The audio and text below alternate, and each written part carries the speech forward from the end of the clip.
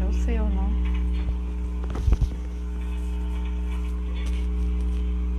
Dá outro.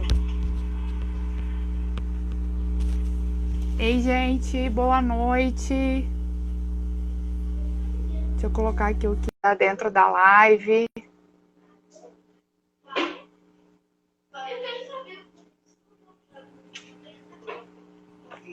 Ei, querido, boa noite. Doutora Letícia, muito boa noite, tudo bem? Tudo bem, deixa eu só trocar o microfone. Maravilha.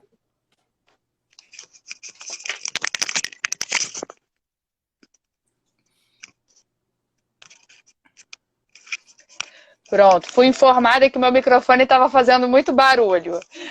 Maravilha. Como é que tá? Tudo Que bem? aqui, tudo bem, aqui em casa é igual deve ser na sua, né? Microfone, assim, é objeto de ostentação, porque todo dia elas quebram um, né? Então eu compro e elas quebram, eu compro e elas quebram. Então chega uma hora que você olha e fala, meu Deus, acabou tudo, né? Muito Então, bom. gente, eu queria começar, assim, só para introduzir, né? Qual que foi a ideia dessa live. A gente está falando muito sobre estigma. Hoje, inclusive, foi o lançamento da Frente Parlamentar de Saúde Mental aqui, né? Doutor Antônio Geraldo fez uma palestra maravilhosa. Eu até falei com ele que eu acho que foi a melhor palestra que eu já vi dele. Porque ele conseguiu se superar, vai estar gravada, então todo mundo que quiser assistir vai poder assistir, onde realmente foi abordada essa questão do estigma e da psicofobia. E eu entendo que tudo começa com empatia. Porque se a gente tem empatia, que é a questão de eu conseguir me colocar no lugar do outro, dificilmente vai ter espaço para estigma. Porque se sou eu, é diferente, né? Então, essa questão é um tema que a gente precisa tratar. E eu nunca ouvi alguém falando tão bem, assim, dando um exemplo tão bom sobre empatia do que o meu colega Quirino. Aí eu convidei ele, falei, Quirino, vamos conversar, fazer um bate-papo de amigos, já que a gente não pode tomar um café. Vamos conversar na live e vamos falar para as pessoas, até desmistificar essa ideia que as pessoas têm do psiquiatra, do médico, que nós somos diferentes, que não somos, entendeu? Nós estamos aqui às 7 horas da noite fazendo essa live, ao invés de estar às 8, às 9, porque nós temos filho pequeno. A gente tem casa, a gente tem que voltar para casa, tem que dar assistência, né? Tem que fazer isso tudo. Não dá para fazer antes, porque a gente está trabalhando. Então, todas essas questões que vocês têm, nós também temos. E mais profundo do que isso, né? Quem me conhece sabe o tanto que eu me preocupo com a parte de política pública, sempre gostei disso, é que toda vez que a gente mexe com política pública, com alguma coisa para o coletivo, quanto mais empático a gente for, melhor, porque a gente consegue se colocar no lugar do outro e fazer propostas que realmente tenham eficácia. E aí volta para o Quirino, né? Uma vez eu ouvi o Quirino falando para uma pessoa que questionou algumas medidas, né? O Quirino é um grande gestor. Para quem não conhece, eu não vou falar todas as referências dele, que eu vou deixar vocês curiosos para procurar no Google, mas ele é um excelente gestor. Antes de assumir o posto que ele está, ele passou por N outros cargos de gestão, é um cara extremamente técnico, que tem um currículo brilhante, e uma pessoa foi fazer uma pergunta para ele, questionando algumas medidas, algumas decisões, algumas condutas. E eu lembro perfeitamente, ficou marcado. Ele virou para a pessoa e falou assim, e se fosse seu filho, o que você ia querer? Então, nunca ouvi uma pergunta tão empática. E aí agora a gente vai começar a nossa live falando disso. Eu quero, querido, que você converse com a gente, conte, até por toda a sua experiência, como que você faz para se colocar no lugar das pessoas, para fazer as propostas das coisas que você faz, né? Da nova política de atenção à saúde mental, da nova política de álcool e drogas. Então, como que é esse processo para você, homem, psiquiatra? Eu brinco, falo que é pessoa física. Nós não estamos aqui como pessoa jurídica, nós estamos aqui como pessoa física. Conta um pouco para a gente disso, para a gente conseguir entender até os direcionamentos e o que a gente acredita. Então, antes de mais nada, Letícia, mais uma vez, de verdade, de coração, muito obrigado pelo convite, pela oportunidade de estarmos hoje aqui conversando sobre questões que eu julgo de extrema relevância, de grande importância para o cenário da saúde mental e da área de dependência química no Brasil. Eu, como você mesma disse, né, eu sou psiquiatra, eu sou formado já há 23 anos, não parece, mas é verdade. Mas, enfim. Não parece, não parece. E, na verdade, nessa trajetória, aí, nessa carreira, nesses últimos alguns anos, eu sempre trabalhei no Sistema Único de Saúde. Né? A minha carreira foi construída na área assistencial e também na área acadêmica. Né? Eu acabei iniciando a minha carreira acadêmica na USP, São Paulo. Depois eu acabei indo para a Santa Casa, também em São Paulo, aí já como docente, como professor. E, na sequência, também acabei tendo a oportunidade de ser professor afiliado do Departamento de Psiquiatria da Universidade Federal de São Paulo, da Unifesp. Então, eu tenho esses dois vínculos acadêmicos em São Paulo, que é onde mora minha família, e durante a semana eu fico em Brasília. Hoje, por exemplo, estou aqui em Brasília.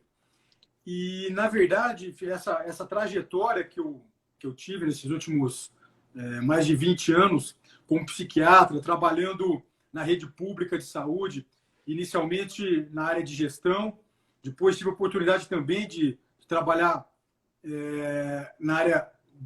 inicialmente na área assistencial e depois na área de gestão de serviços de saúde mental e serviços para atenção a pessoas que apresentam dependência química, sempre ligados ao Sistema Único de Saúde e sempre administrando, sempre como gestor de serviços acadêmicos.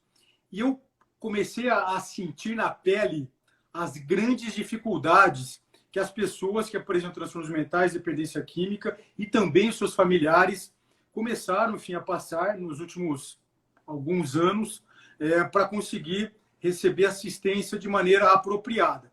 Isso começou a me tocar muito. Né? Eu, por exemplo, durante 6 anos, eu fui diretor de um importante serviço, talvez um dos maiores serviços na área de saúde mental em São Paulo, que é o CAISM, o Centro de Atenção Integrada à Saúde Mental, que durante muitos anos foi administrado pela Santa Casa de São Paulo e, mais recentemente, então, esse serviço acabou migrando e hoje está sob gestão da Unifesp, Universidade Federal de São Paulo.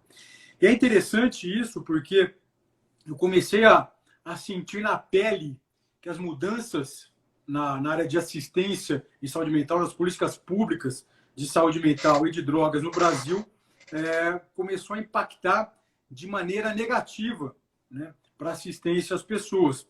Por exemplo, eu era diretor desse serviço e nós tínhamos lá, e esse pronto-socorro ainda está ativo, mas quando eu era diretor daquele serviço, nós tínhamos um grande serviço de emergência psiquiátrica, porta aberta, e nós recebíamos pessoas da cidade de São Paulo inteira. E eu comecei a sentir na pele uma situação de que já não existiam, por exemplo, mais leitos para internar as pessoas que eram admitidas no pronto-socorro do CAISM, por exemplo. Nós tínhamos lá cerca de 14 leitos de observação e não era incomum nós termos lá na observação do pronto-socorro mais de 30 pessoas né, apinhocadas ali no pronto-socorro, precisando de leito de internação. Esses leitos simplesmente não existiam. E não existiam porque nós tínhamos no Brasil, infelizmente, uma política pública que visava o fechamento sistemático de leitos psiquiátricos no Brasil. Ou seja, era uma situação completamente inapropriada. Nós tínhamos no Brasil uma necessidade de leitos, as pessoas precisavam de leitos e os leitos vinham sendo fechados.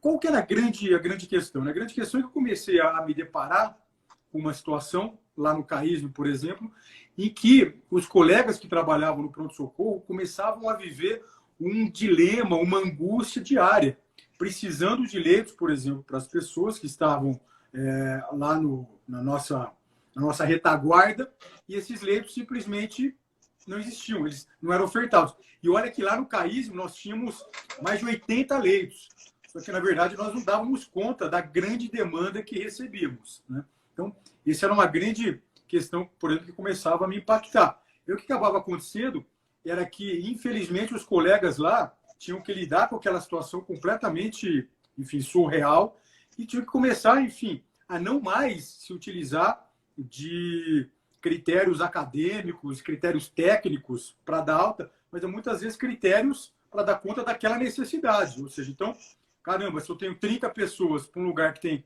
14 leis de observação, eu tenho que começar a mandar a gente embora.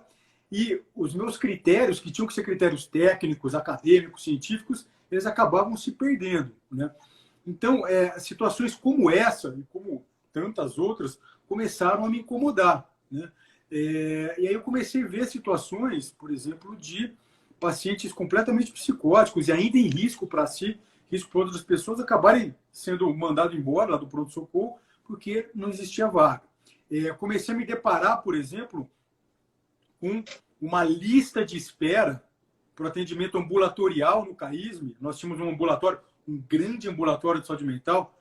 Nós chegamos a fazer cerca de 10 mil consultas mês, na época que o serviço funcionava realmente com toda a sua potência.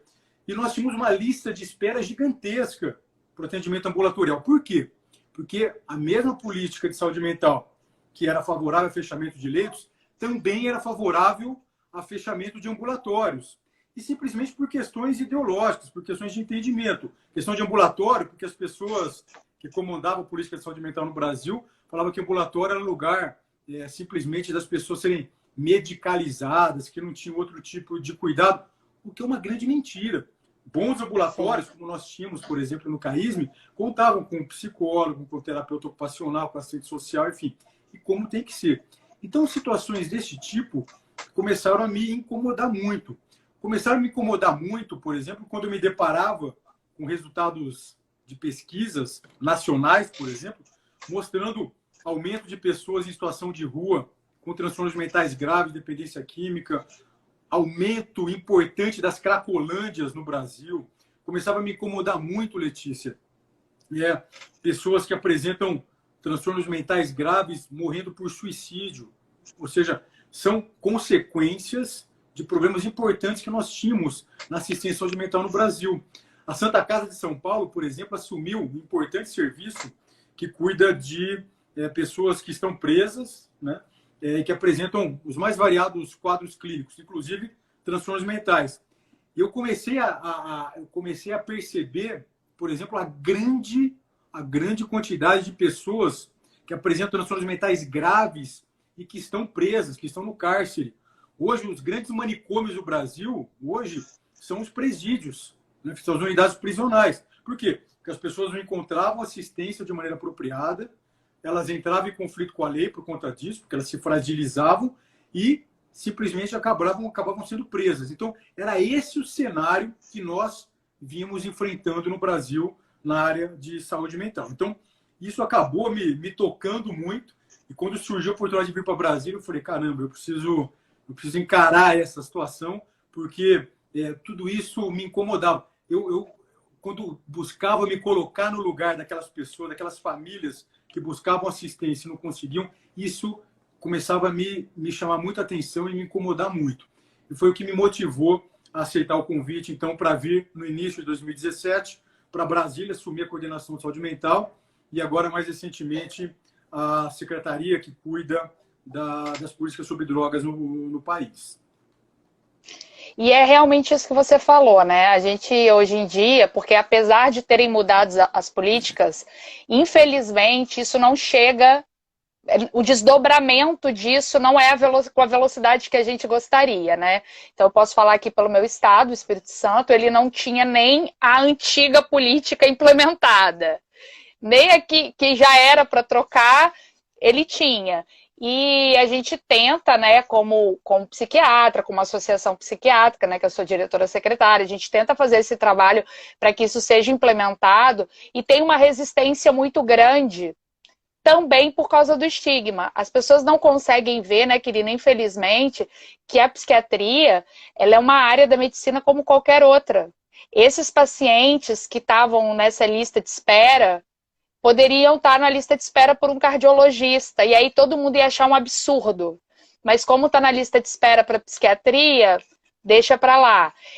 O usuário de droga, muitas vezes, a gente finge que ele não está ali.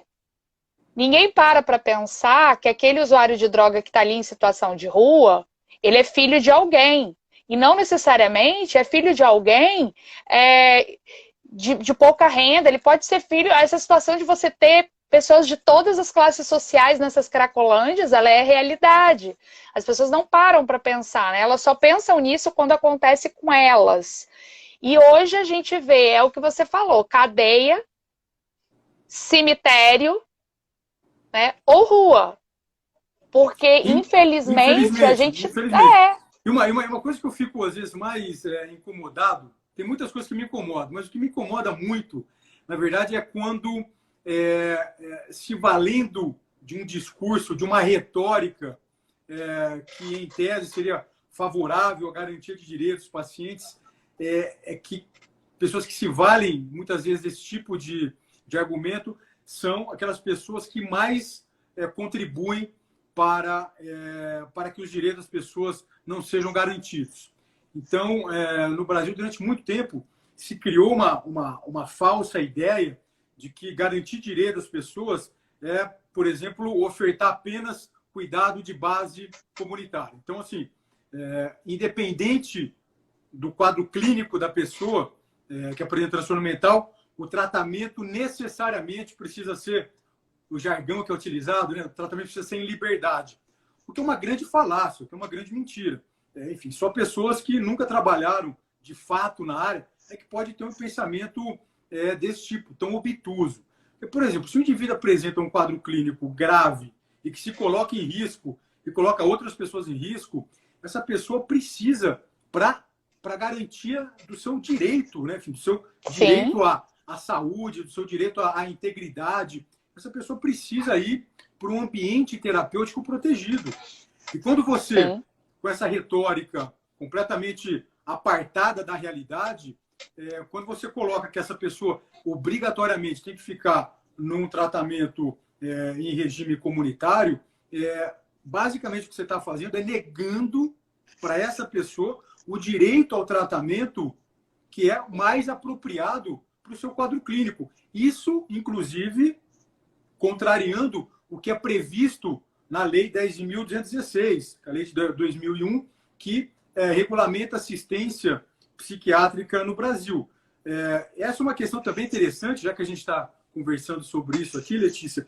Existe também uma falsa retórica que foi construída ao longo desses últimos anos, de que a Lei 10.216 seria a lei antimanicomial, que, enfim, que impediria a internação das pessoas, impediria a criação de leitos, de hospitais, impediria o tratamento de base hospitalar, o que é uma grande mentira. Nos 13 artigos que compõem a Lei 10.216, não existe sequer uma menção que pessoa que apresenta agudização do seu quadro clínico não pode ser internada. Não existe sequer uma menção que no Brasil nós não podemos ter hospitais psiquiátricos. Muito pelo contrário. Tem um artigo inteiro, o artigo 6º da Lei 10.216, que regulamenta a assistência, então, na área de saúde mental no Brasil, que coloca lá as 3 modalidades de internação psiquiátrica.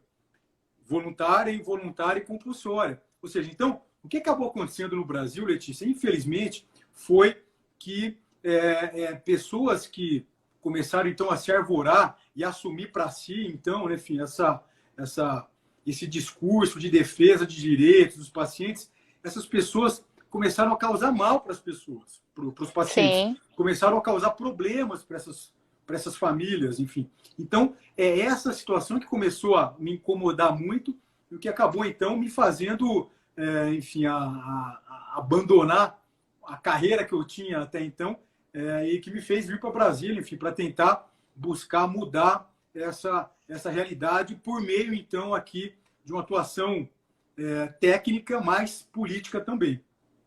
Exatamente isso, porque a gente, às vezes, as pessoas vêm de fora, né, e ficam falando assim, pô, deve estar lá porque não tem mais nada para fazer. Gente, dá uma olhada no currículo do Quirino, que vocês podem ter certeza absoluta que era para ele estar lá no Canadá, né, Quirino? Igual a Elisa estava falando, né? Então, é uma questão de propósito de vida. A gente até toca num outro tema tão importante, né? Ainda mais nessa fase de pandemia. Um propósito de vida. Se aquilo me incomoda, a única coisa que eu tenho para fazer é ir lá e resolver. Ou ir lá e tentar resolver, pelo menos. Então, eu vejo a sua trajetória nessa área muito dessa forma. Eu vou lá e vou tentar resolver. E é uma questão muito árdua, né? Porque eu vi algumas pessoas comentando, colocando, né? Não, isso tem que ser mudado. Isso tem que ser mudado. Agora, assim, de 2016, né? Você assumiu lá, foi 2016? Que a política é de 2017. 17. De 2017 para cá, a gente se sente com representatividade, pelo menos a nível nacional, porque nos estados, a maior parte dos estados, a gente tem representatividade nenhuma, né? Porque eu adoro trabalhar em equipe multidisciplinar, eu acho extremamente importante, sempre gostei, até antes de ir para psiquiatria. Então, as pessoas que estão assistindo aqui, pode ser que tenha assistente social que trabalhava comigo, psicóloga, eu não gosto de trabalhar sozinha, eu gosto de trabalhar em equipe multidisciplinar. Estou acostumada a trabalhar em equipe multidisciplinar. Mas, infelizmente, o volume de pessoas, a gente tem muita gente boa, mas a gente tem muita gente ruim que precisa dessas situações de empregabilidade. Então, o que eu percebo muitas vezes? A minha empatia vai até onde eu não tenho algum risco para mim. Ou tem menos vaga de emprego para aquela área, e isso é muito prejudicial, porque hoje o que a gente tem é uma carência de médico absurda, especialista nos estados, nos municípios, é muito, muito pouco, até porque não tinha esse incentivo para ter os ambulatórios, e então não tinha por que você ter médico psiquiatra. Em compensação, a gente tem muitos outros profissionais de outras áreas que são altamente importantes, mas que em alguns locais estão num número até maior, talvez, do que seja o preconizado hoje. E isso acaba dificultando, porque a fala de algumas pessoas demoniza, eu não tenho palavra menos pesada para usar do que essa, demoniza ações que são lógicas, que é isso que a gente está falando aqui. Gente, isso é lógico. Você, se tivesse um filho que precisasse, que tivesse num surto, que tivesse num quadro de adoecimento mental, você ia querer levar seu filho para quem atender? Para o ortopedista, com todo respeito aos ortopedistas, né? Sabe que foi interessante isso, né, que você está comentando.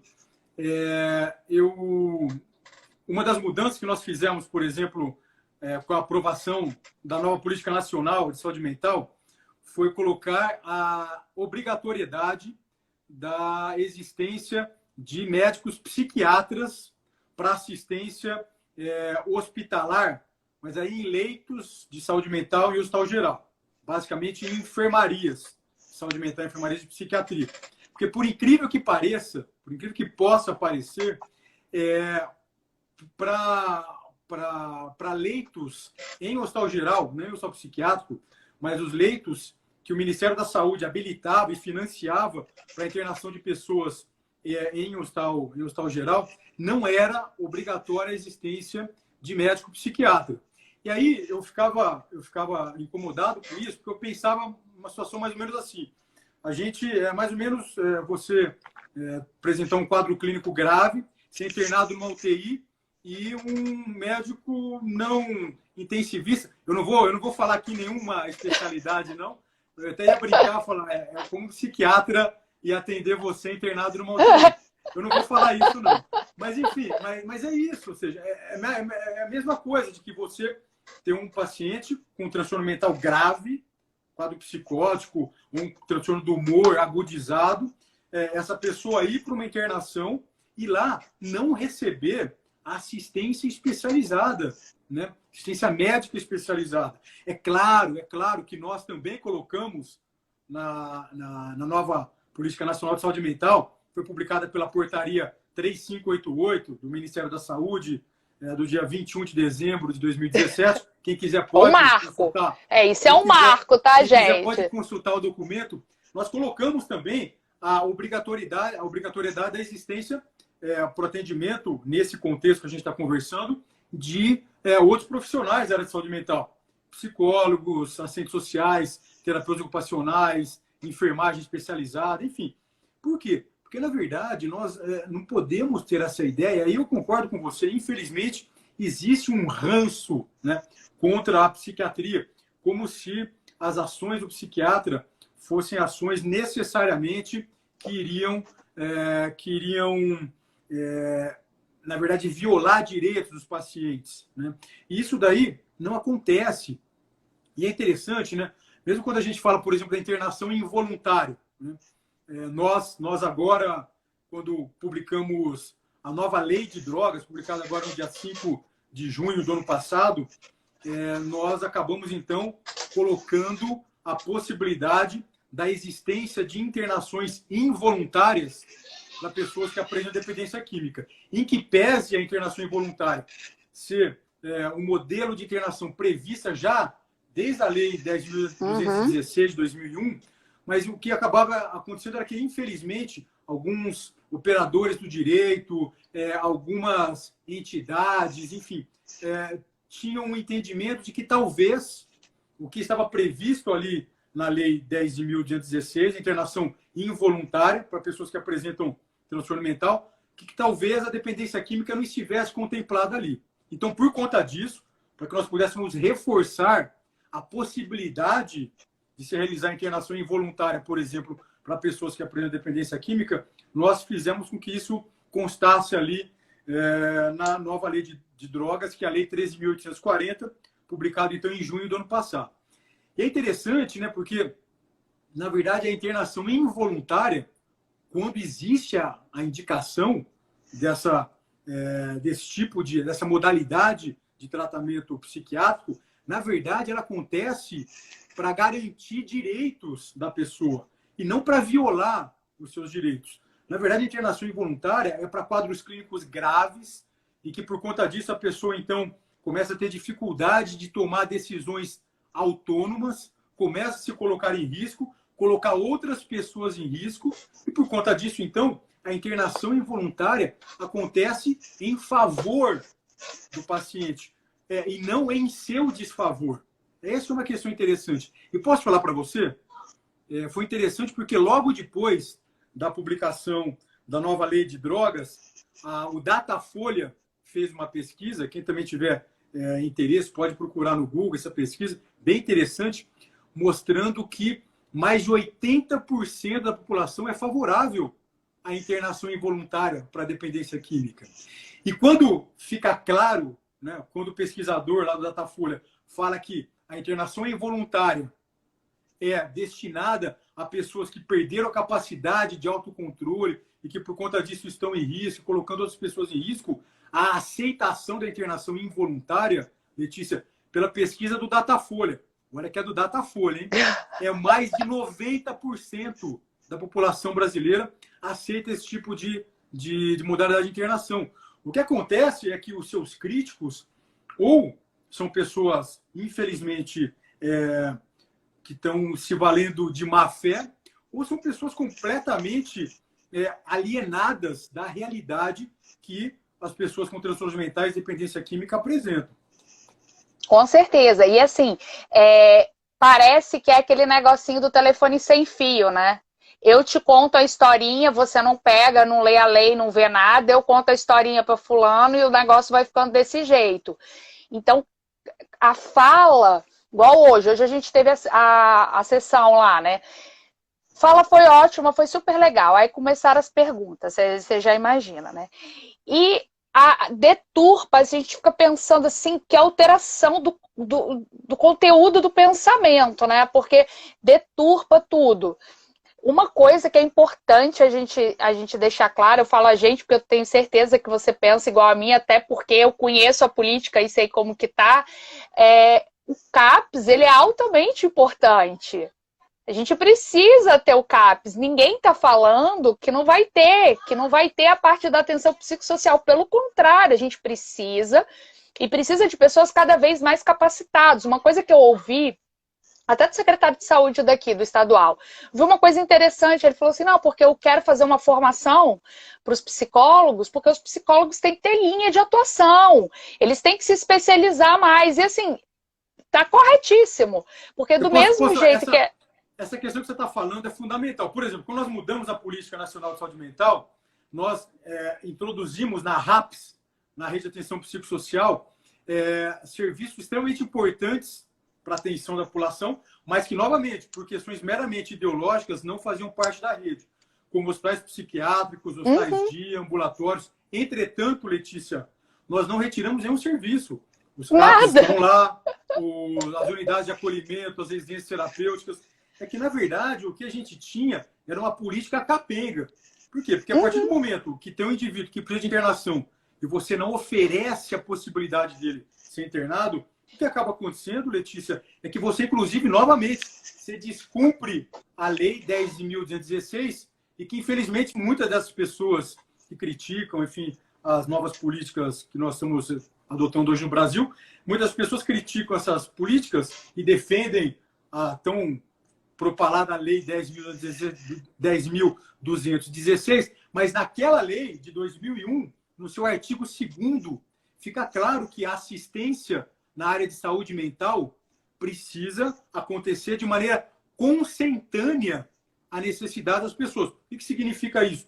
Precisa acontecer de acordo com a necessidade dos pacientes, sim, de acordo com a necessidade dos seus familiares, e não de acordo com as concepções ideológicas de quem está no poder.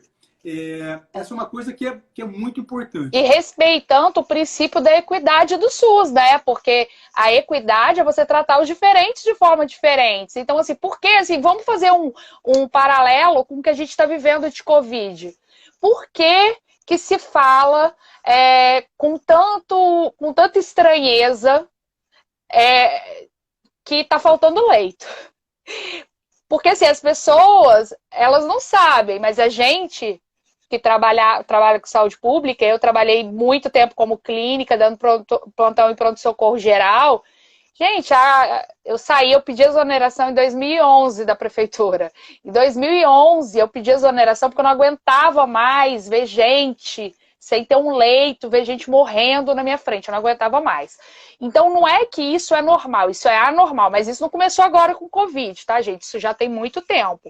E na psiquiatria ainda é pior, porque as pessoas não param para pensar que a gente que morre a alma também. Eu vi uma figura muito legal da palestra da Alexandrina na jornada de emergência psiquiátrica da ABP, que foi top, que era uma pessoa com um pedaço do corpo dela saindo, como se ela estivesse perdendo. Gente, a gente mata, morre a alma também. Então não é porque eu não vou morrer o corpo físico que eu não tenho que providenciar para aquela pessoa capacidade, assim, condições mínimas de dignidade para ela se tratar. Então isso a gente volta lá naquele nosso início. Isso é fruto do estigma, tanto contra o doente mental quanto com o psiquiatra. E assim, mostra uma ausência de empatia absurda, a ponto de eu colocar qualquer outra coisa, seja empregabilidade, seja ideologia, seja qualquer outra coisa, acima da dignidade do ser humano e da lei que ele tem que receber aquele atendimento, entendeu? Eu fico assim, desculpa, gente, mas eu fico indignada com esse assunto. Eu acho um absurdo. Eu acho, Letícia, assim, que tem duas questões aí, né, enfim, que acabam contribuindo bastante para essa situação caótica que nós vimos enfrentando no Brasil ao longo de pelo menos essas últimas 3 décadas, né? Primeiro, sem dúvida alguma, o estigma contra as pessoas que apresentam transtornos mentais e dependência química, infelizmente, é muito grande. Isso é muito arraigado no conjunto social e, obviamente, que isso precisa ser cada vez mais trabalhado, né, para que nós possamos diminuir essa situação. E uma outra coisa também que acontece é que a área de saúde mental ela acabou sendo tomada, como foram tomadas outras áreas no Brasil, tomada de assalto por grupos ideológicos, né? E são grupos que se arvoram como detentores do monopólio da virtude, né? Parece que essas pessoas elas monopolizam uma possível virtude, né, enfim, universal, e o que acaba acontecendo assim, é que tudo que se faz contra isso é uma situação de violação de direito. Então, eu reitero aqui o que eu já disse. O que acaba acontecendo é que as pessoas que acabam tendo esse discurso e essa posição, esses monopolistas aí monopolizadores da virtude, na verdade, são essas pessoas que mais mal vinham causando para os pacientes com transtornos mentais e para os seus familiares. Essa questão de leito que você estava falando é uma questão super importante e que ela não afeta só a saúde mental, né? A questão dos leitos afeta, infelizmente, a área assistencial na área de saúde no Brasil, enfim, de maneira geral, né? E essa é uma coisa interessante, porque isso daí é uma herança que nós temos hoje no Brasil da reforma sanitária. Claro que o movimento da reforma sanitária no Brasil e a reforma psiquiátrica se insere nesse movimento, foi importante, enfim, porque acabou conseguindo levar assistência gratuita à população, vários indicadores de saúde melhoraram no Brasil. Entretanto, houve uma radicalização, né, completamente equivocada e ideológica, o que acabou causando muito problema para o Brasil. Claro que nós temos problema de financiamento no SUS. Entretanto, uma coisa que eu percebi no Ministério da Saúde é que o problema não é só dinheiro. O problema é a lógica assistencial que é colocada. O problema é de gestão. Então, assim, a gente estava com muitos problemas. E a gente precisa avançar muito para mexer nessa realidade. Essa questão de falar que hoje falta leito, isso é uma demagogia. Nos governos, nas últimas gestões do governo federal, eu não preciso falar quem que estava nas últimas gestões do governo federal, mas os caras destruíram o parque de internação no Brasil. E não foi só na saúde mental, não. Isso daí também foi em outras áreas. Por quê? Com uma ideia equivocada que é muito comum, né, enfim, nesse grupo que estava no poder no Brasil, que é essa questão meio maniqueísta, né? Ou é isso que é bom, ou é aquilo que é mal. Isso daí, enfim, isso daí não faz sentido. É surreal, né? Isso aí é uma coisa delirante. Então, a gente precisa fortalecer, a partir de agora, né, o modelo de assistência, de atenção, de base comunitária. Então, vamos fechar tudo quanto é hospital, porque não precisa mais hospital. Agora a gente só vai investir na atenção básica, saúde da família. Tá? É importante? Claro que é importante. Mas a hora que o indivíduo tem um aneurisma cerebral? E na hora que esse camarada estoura uma úlcera nesse cara? E na hora, por exemplo, que ele tem uma infecção pulmonar, por exemplo, pelo Covid, mas por qualquer outra coisa. A gente está vivendo uma epidemia agora do Covid, mas pessoas vinham morrendo no Brasil por falta de assistência hospitalar, por falta de UTI há muito tempo. Há muito tempo, muito tempo. Essa questão do Covid, só que falta leito agora, isso daí parece discurso de quem não vivia a realidade da saúde pública no Brasil. Às vezes eu fico ouvindo algumas coisas, parece que, na verdade, está falando da Suécia, né? Ou seja, não, é surreal, tudo né? muito bom, o SUS estava a 1000 maravilhas e agora está ruim. Questão de leito, por exemplo, só para você ter uma ideia, Letícia, leito na área de psiquiatria no Brasil, hoje no Brasil, nós temos menos de 1/3 do mínimo de leitos que nós deveríamos ter. O Brasil hoje é um dos países que tem a menor quantidade de leitos para internação de pacientes com agudização dos seus quadros clínicos, com transtornos mentais e dependência química do mundo, né? Essa é uma questão inaceitável. E isso dialoga muito com essa questão da empatia, né, que a gente está conversando, eu me reporto aqui, quem tiver interesse também pode procurar nas redes sociais um artigo muito interessante, escrito por uma psicóloga lá do Rio Grande do Sul, lá de Porto Alegre, chamada Renata Brasil. Hoje a Renata Brasil é a presidente da ABAD, Associação Brasileira de Estudos na área de álcool e drogas. E quando nós publicamos a nova Política Nacional sobre Drogas, a nova Lei de Drogas, e nós já tínhamos publicado a nova Política Nacional de Saúde Mental também, lá em 2017, é interessante porque a Renata Brasil, nesse artigo que foi publicado no Zero Hora, um jornal super importante lá do Rio Grande do Sul, ela coloca nesse artigo justamente isso. Ela fala assim, olha, eletroconvulsoterapia, o ECT, é ruim? Ah, é ruim. E se fosse a sua mãe? E se fosse algum parente seu que tivesse um risco gigantesco de morrer por suicídio, que tivesse prestes a se suicidar? E se esse procedimento pudesse salvar a vida da sua mãe, você aceitaria fazer? Ia pedir, implorar. Essa é uma questão. Se você tem um outro parente seu que está com quadro de agressividade e precisa, por exemplo, de um leito para internação para protegê-lo ou para proteger alguma pessoa que vive com ele, você seria favorável à internação? É que eu não estou falando de manicômio, de colocar o indivíduo lá, trancar com chave e jogar a chave fora. Eu não estou falando disso. Eu estou falando de um lugar humanizado, apropriado para tratar aquela pessoa. E para quando ela ficar boa, ela voltar para o convívio social. Ou seja, isso é empatia. Esse artigo que eu sugiro aqui que as pessoas possam acessá-lo é muito interessante porque fala isso.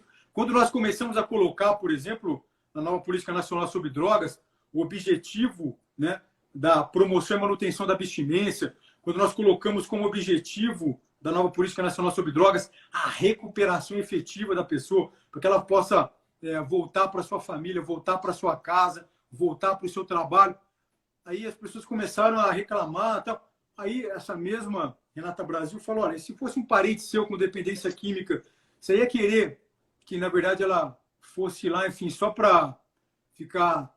Fala, então, ao invés de fumar 10 pedras de crack, fuma 8, fuma 9, ou não, troca o crack pela maconha, a maconha pelo não sei o quê. Ou você ia querer que a ajuda que fosse ofertada para ela fosse uma ajuda que iria colocá-la num processo de recuperação efetiva. Então, acho que é essa empatia que nós precisamos. Nós precisamos nos afastar do estigma e nós precisamos nos afastar dessas pessoas que se arvoram como tendo o monopólio das virtudes. O monopólio das virtudes só é melhor. E uma coisa que as pessoas têm que entender é que assim, nós somos médicos, nós somos técnicos. Então, eu, assim como você, eu tento ter um posicionamento muito técnico. A gente não dá um posicionamento político, ideológico, a gente dá um posicionamento técnico. Se aquele posicionamento técnico está mais de acordo com o que um grupo ou outro pensa, é coincidência. O posicionamento é um posicionamento técnico, não é nada além disso. E aí, puxando o gancho do que você falou da questão do dependente químico voltar a trabalhar, né? Eu não podia deixar essa live sem falar do meu amor, que é a psiquiatria do trabalho, até porque eu sou vice-coordenadora agora da comissão, não sei se você viu. Parabéns. Ah, obrigada. Que é o meu propósito de vida. Então, se a gente pensar, eu acho que além de tudo, querido, além de falta de empatia, desculpa a palavra, mas tem umas palavras que eu não consigo substituir, eu acho de uma burrice tão grande o país, assim, os municípios, os estados, o governo não investir em saúde mental. Gente, 3 a 4,5% do PIB a gente gasta por ano com adoecimento mental quando afeta o trabalho. Então, a perda que eu tenho por afetar a parte laboral é de 3 a 4,5% do PIB por ano. Isso só no ambiente laboral, eu estou falando só do ambiente laboral direto, sem contar aquelas pessoas que a mãezinha, que é a única que trabalha, tem que ficar em casa porque ela não pode sair, porque ela não tem condição de deixar aquele filho que tinha que tem indicação de estar internado, ela tem que ficar em casa para cuidar dele. Então, é uma questão muito mais ampla, né, Quirino? Porque nós temos uma questão social. A gente vive num país que é um país de terceiro mundo, subdesenvolvido, entendeu? Que é o gigante que não acordou e que não acordou e que não acordou. Essa é a nossa realidade hoje. Então, as pessoas passam fome, tá, gente? Nós estamos aqui na live no Insta, quarto com ar-condicionado, a gente está com a nossa comida garantida, agora a gente tem muita gente que passa dificuldade. E essas pessoas que passam dificuldade, elas precisam demais dessa assistência, porque eu tenho plano de saúde, eu tenho assistência. Agora, e quem não tem condição? E quem não tem condição de sair de casa para ir trabalhar, mesmo que seja para ganhar um salário mínimo, é porque ela não tem com quem deixar aquele filho. Ela não tem com quem deixar o marido. Então, eu fico tão triste, porque eu vejo assim que não se faz nem conta, né? Mesmo que a gente não fale de empatia, eu falo assim, nas empresas, né, que eu trabalho, eu falo assim, olha, gente, então vamos fazer o seguinte, não vamos falar de ser humano, não. Não vamos falar de ser humano, vamos falar de dinheiro. Se a gente for falar de dinheiro e a gente que gosta de gestão, você tem uma experiência imensa, eu sou só uma estudiosa no assunto, a gente faz a mínima conta. E olha aquilo e fala, meu Deus, mas não é possível que ninguém colocou isso na ponta do lápis ainda. E é surreal, né, Quirino? Sabe o que é interessante, né? Tem um levantamento que nós fizemos no Ministério recentemente e que tem um dado que é muito alarmante, assim, né? Primeiro, os afastamentos do trabalho por licença saúde têm aumentado muito no Brasil, especialmente por conta do aumento do afastamento de pessoas com transtornos mentais, em especial depressão e dependência química, né? Uhum. Ou seja, isso mostra para a gente de cara que nós vínhamos tendo problemas no Brasil para ofertarmos cuidado de maneira apropriada às pessoas. Sem contar, Quirino, só um minutinho, desculpa te cortar, sem contar que a gente tem que lembrar exatamente isso que a Fernanda está falando, que falta muita informação e que muito do que a gente tem de dado está mascarado, porque o adoecimento mental é a terceira causa de afastamento no país. A primeira causa da última... Hoje eu tive que fazer uma pesquisa aqui que o chefe pediu sobre INSS, né? Afastamento por INSS. Então, do último que eu vi, do último anuário que eu vi, a primeira causa era causas externas. Essas mortes de causas externas, a maior parte delas é causada direto ou indiretamente pelo adoecimento mental. Então, se a gente conseguisse limpar mesmo todos os CIDs, todas as causas, porque as pessoas que não sabem, né, a gente na medicina, a gente usa o Código Internacional da Doença, que é o CID, aquela siglazinha que vai no atestado.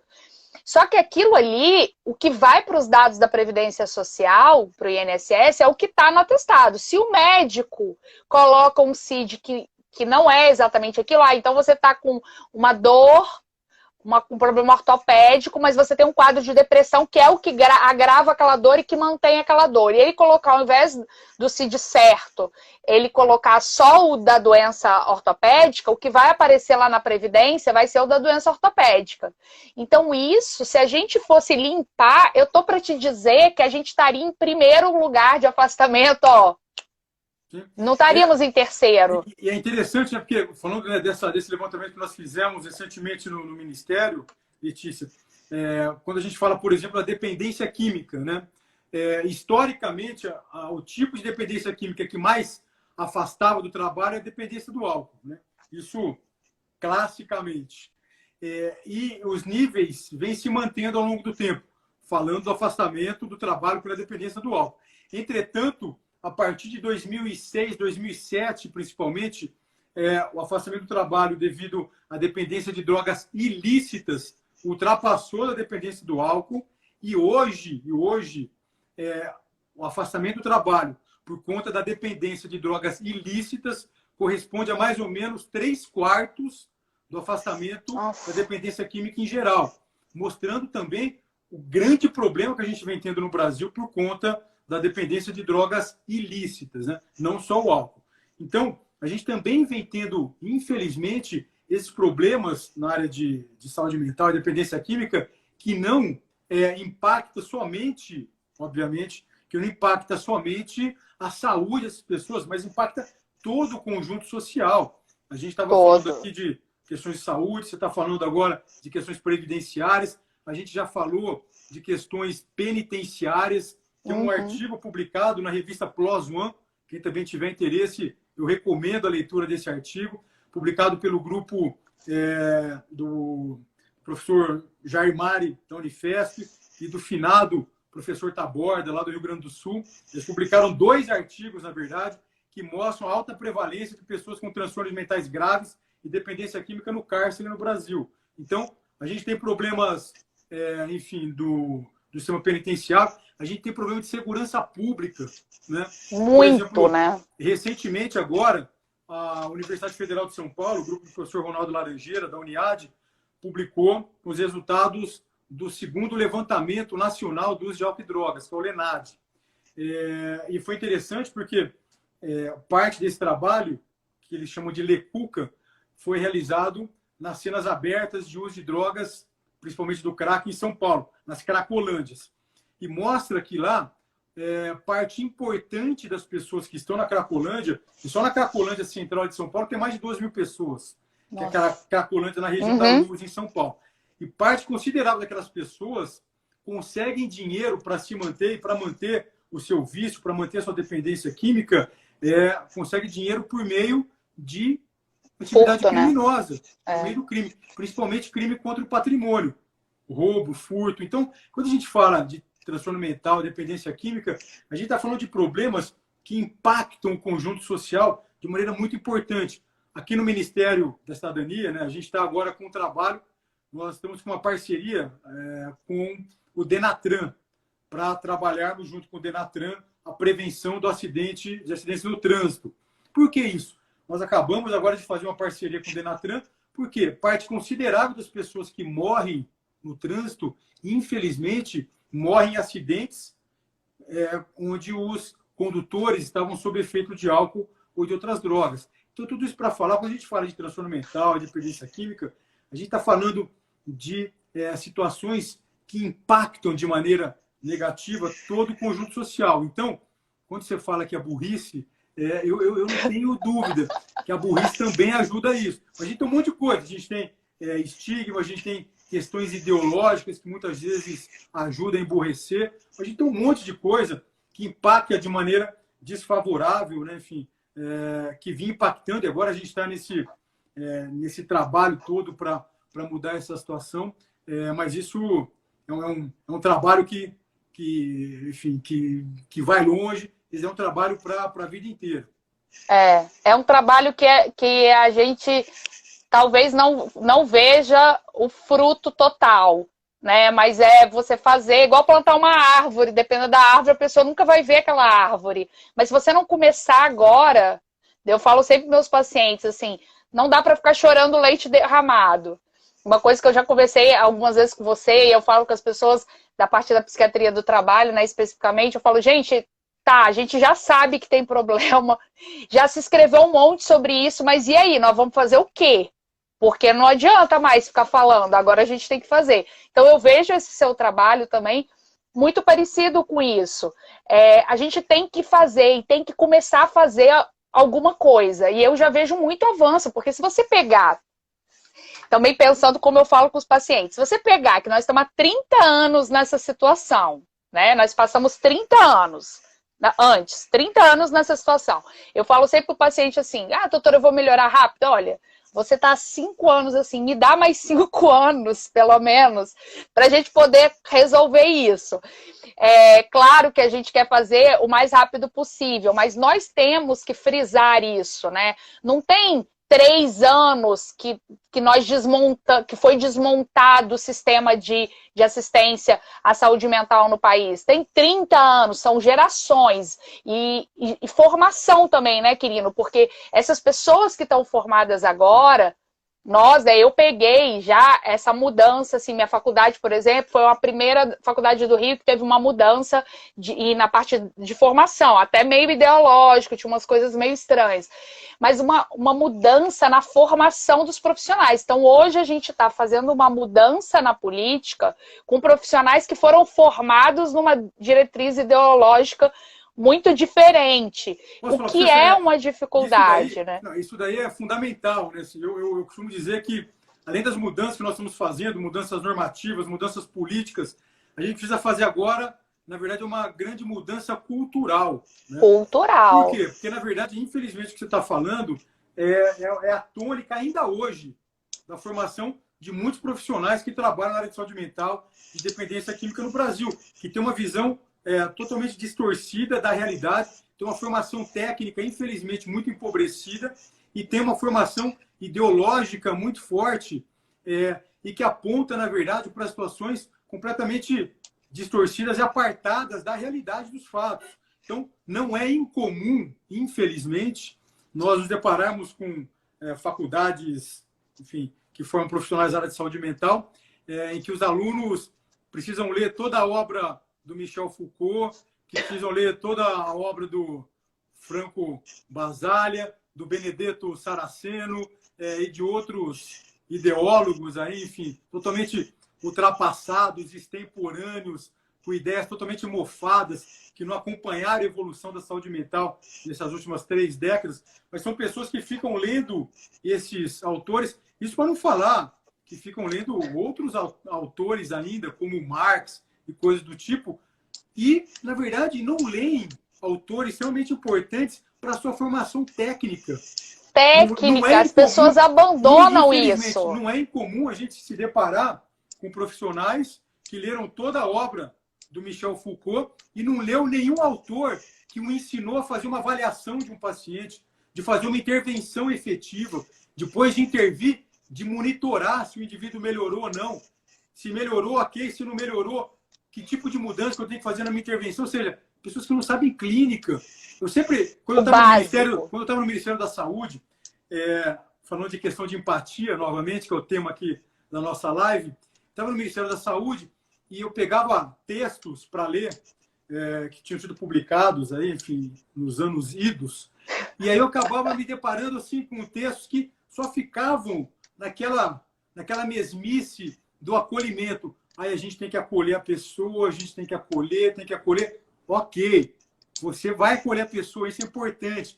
Isso e vai aí, demonstrar né? a simpatia pela pessoa, vai mostrar para a pessoa que você se interessa, que você está vibrando no mesmo canal, na mesma sintonia que ela. Ok, mas você já acolheu, você já recebeu a pessoa lá no seu serviço. Você faz o quê? Caramba, meu, agora você precisa tratar o cara. Você precisa tratar a pessoa. A pessoa tem esquizofrenia, você precisa tratar. A pessoa tem transtorno bipolar, você precisa tratar. A pessoa está doente. Né? O acolhimento é importante, claro que é, mas ele não dá conta, né, enfim, de resolver a situação. E só uma questão que você trouxe, só para finalizar aqui, que eu acho que é muito importante, isso também dialoga com a empatia. Por exemplo, se eu estou conversando com você aqui, tomara que isso não aconteça, porque eu estou sozinho aqui em Brasília, aqui no hotel onde eu moro, mas se eu tiver, enfim, aqui um infarto e bater aqui no colega do lado, do cara me levar para um pronto-socorro próximo aqui do hotel onde eu estou, enfim, tomara que o colega que me atender lá, tomara que ele se valha das melhores evidências para o tratamento do infarto agudo do miocárdio. Se eu tiver câncer, se eu tiver pneumonia, se eu tiver qualquer doença clínica, é esperado do médico, de qualquer profissional que vai atender, que se valha de conhecimentos científicos, de evidência. E se eu tiver transtorno obsessivo-compulsivo, depressão, ansiedade, esquizofrenia, dependência química, aí não vale. Uma coisa simples nesse momento, um transtorno de pânico, né? Tive reabri um quadro de síndrome do pânico. Aí eu vou para o serviço de saúde mental, aí vão me acolher, e aí?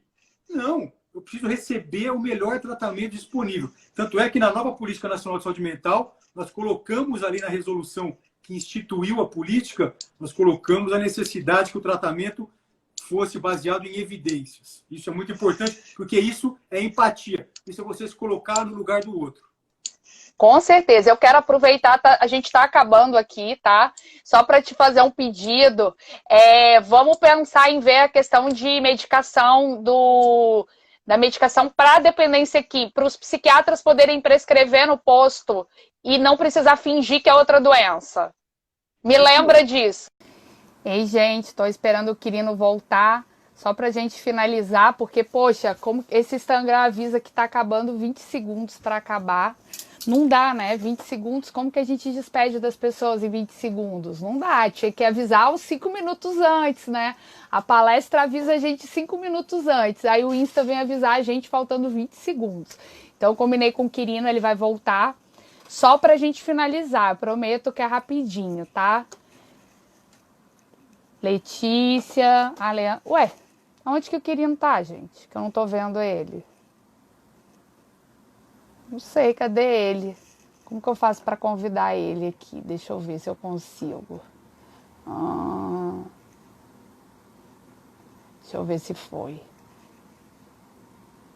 Eu não sei onde que ele tá. Ah, apareceu.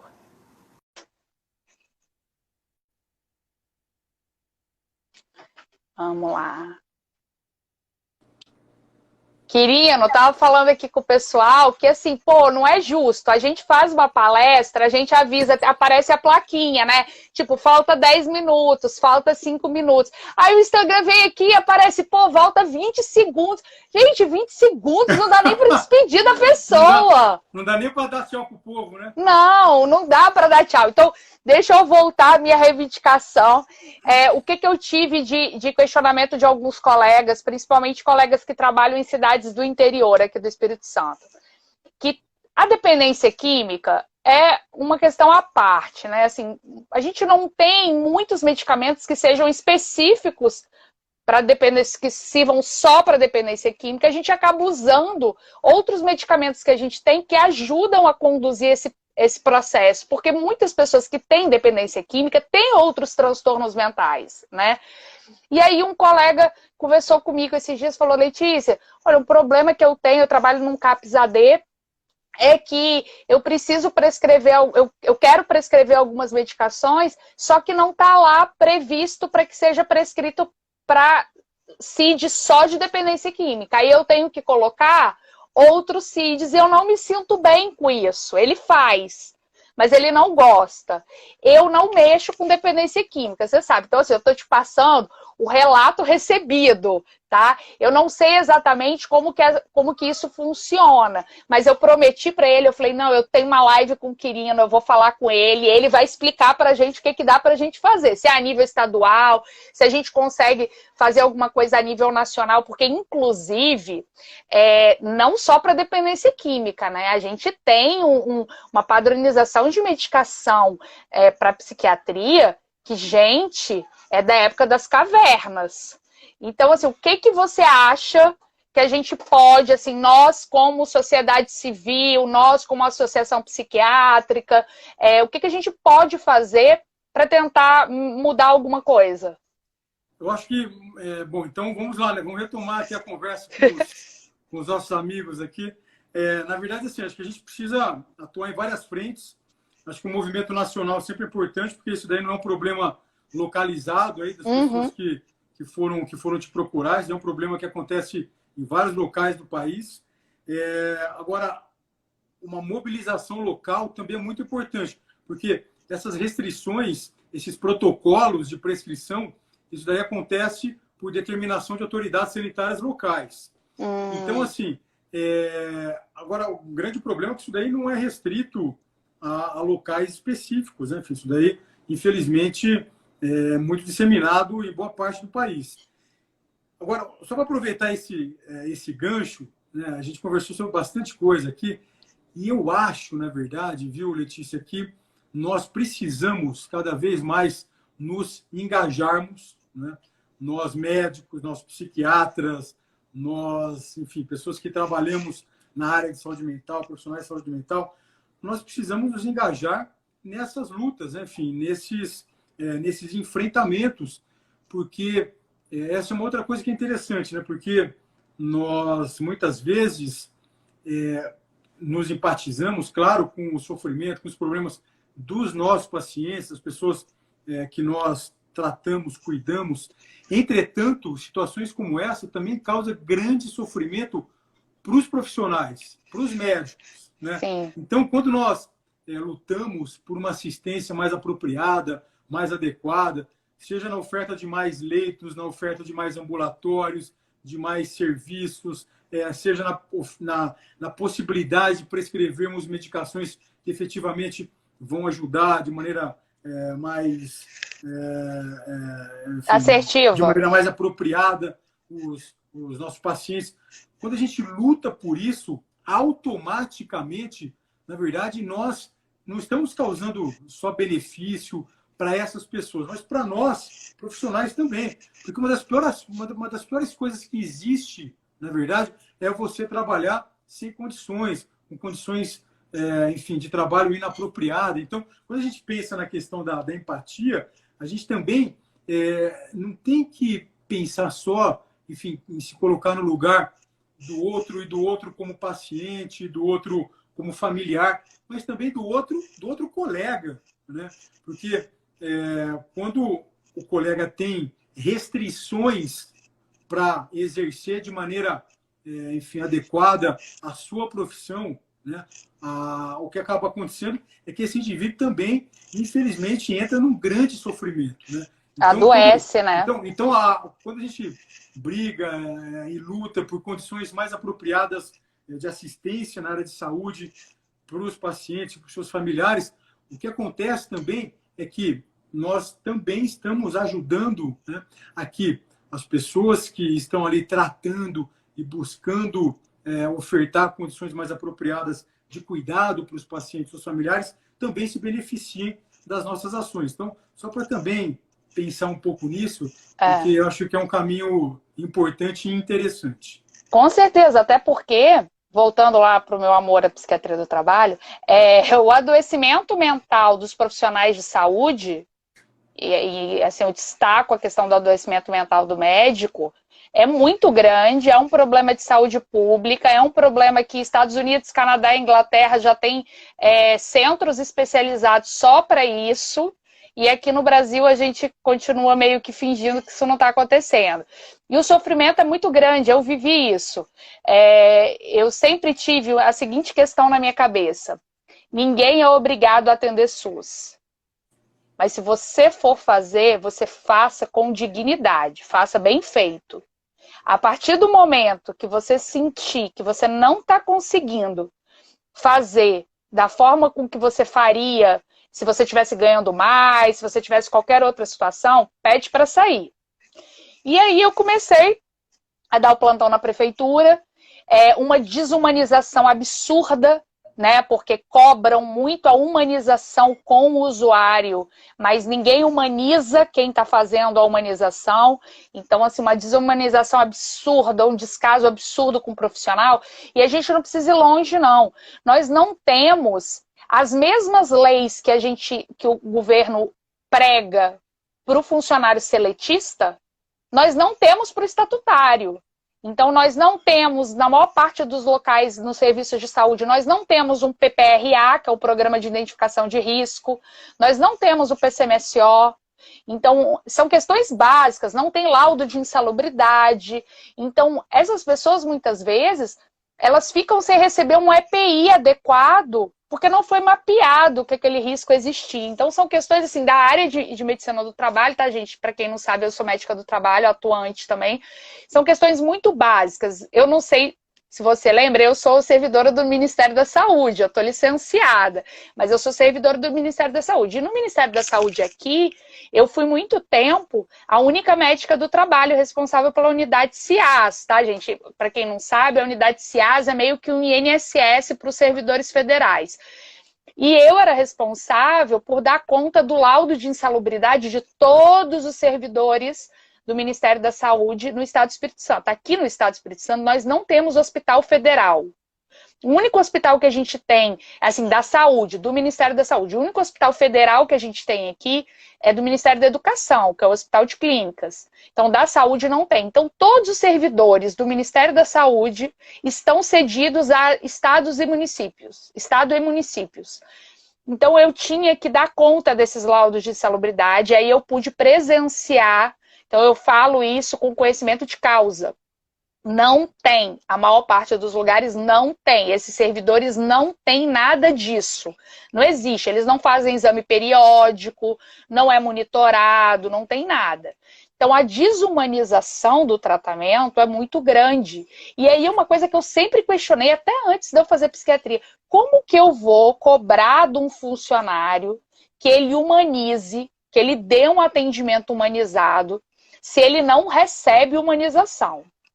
E aí eu fui trabalhando nesse pronto atendimento, até um dos melhores pronto atendimentos públicos daqui, mas numa situação terrível. Aí eu inventei, né, porque eu gosto de coisa complicada, além de dar plantão, eu inventei que eu ia fazer rotina.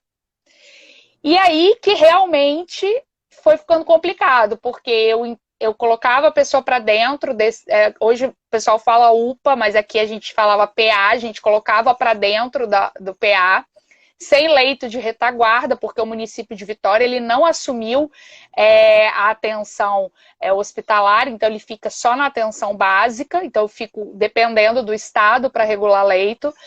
E essa família, todo dia ela me via, porque eu fazia a rotina, então eu via a pessoa morrer sem leito.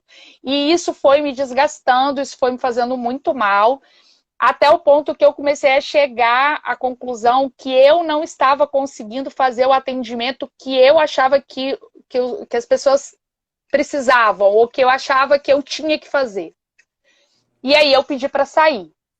Hoje o que eu falo para as pessoas, quando as pessoas me perguntam assim, mas por que você não volta então? Você já faz um monte de coisa voluntária, que eu faço um monte de coisa, às vezes as pessoas perguntam assim, nossa, Letícia, mas você tem que pensar menos em ganhar dinheiro, você tem que... Eu falo, gente, presta atenção, mais da metade das coisas que eu faço no meu dia, eu não ganho absolutamente nada. O que eu ganho de dinheiro, eu preciso para pagar a conta, porque se eu ganhar menos do que isso, não dá para pagar. O resto é tudo voluntário. Aí algumas pessoas me perguntam, mas por que então que você não entra de novo no serviço público?